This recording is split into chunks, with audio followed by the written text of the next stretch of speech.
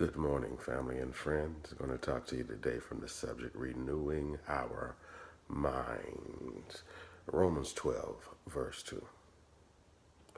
Do not conform any longer to the pattern of this world, but be transformed by the renewing of your mind. Then you will be able to test and approve what God's will is, his good, pleasing, and perfect will. Let this mind be in you, which is in Christ Jesus. The mind is a powerful tool. It is also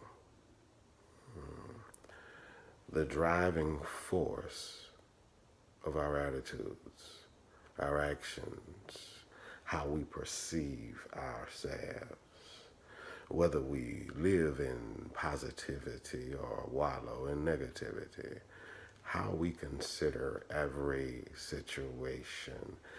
And often it means we need to change our mind and renew it, change how we think of things.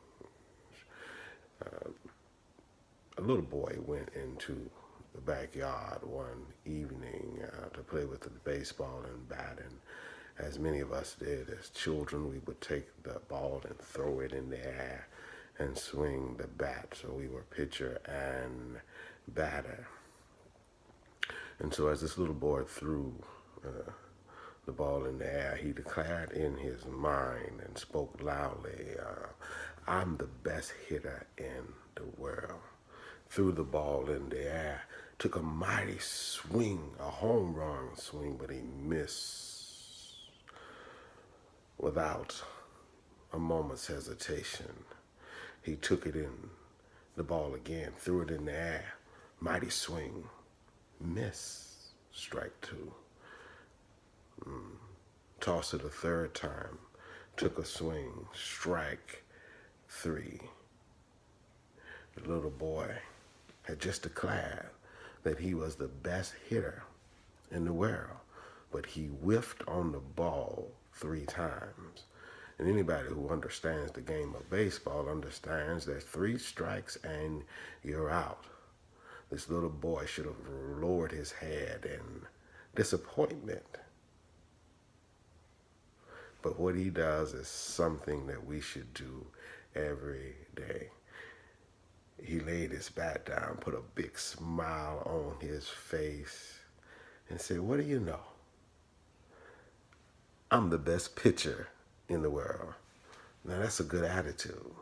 Sometimes we just have to choose to see the bright side of a circumstance, the bright side of a situation. When things don't work out as we plan, rather than complaining, let us look for something good in our circumstances. Let us try to look for lessons in our experiences. Point number 1, renewing of our minds. Our minds are just like computers. What we program into it dictates how it will function. How silly is it when we complain, I hate this computer. It never gives me the right answer. It never does what I want it to do. Think about it. I know some of us are computer challenged. Some of us struggle with being technologically savvy. I'm one of them. But the computer is only as good as the operator. So it's not about the computer. It's not about the machine. It's about us.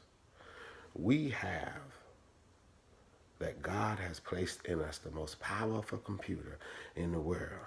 But if we program it with the wrong software, the wrong hardware, the wrong information, it will never function as the manufacturer intended.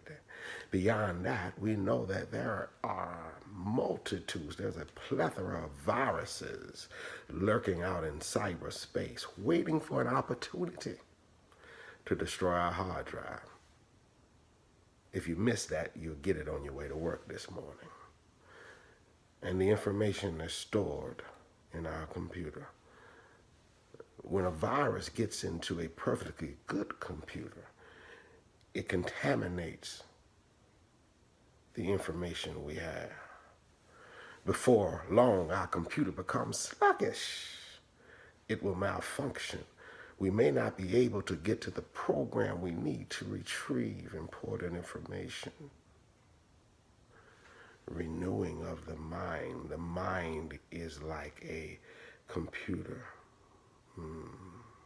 All too often, we unwittingly pass along the virus to our friends.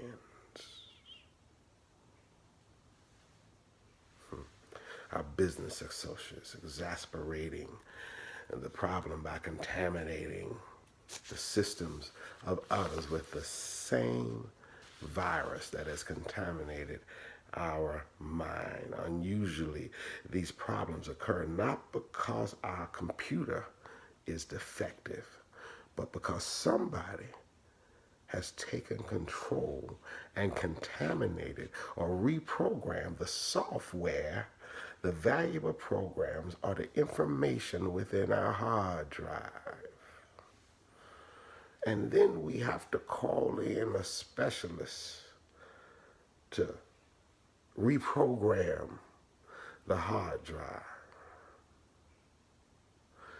Guard closely your mind this morning. I don't know who this is for today, but please, please understand that what we pour into our minds